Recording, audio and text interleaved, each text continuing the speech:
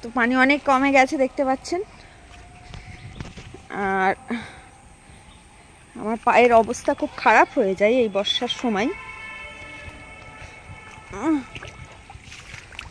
ভেবেছিলাম আর নামবো না নোংরা পানিতে। এই দেখুন সাপ বেঁধে গেছে জালে।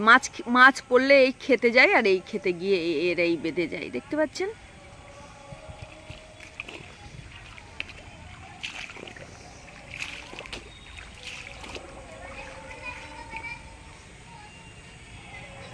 এই যে আমাদের ঘুনি পাতায় হয়নি, মাছ পড়বে কি জানি না।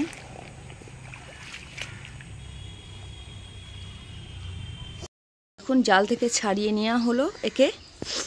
এর অবস্থা দেখুন, মালটা এত বদমাস।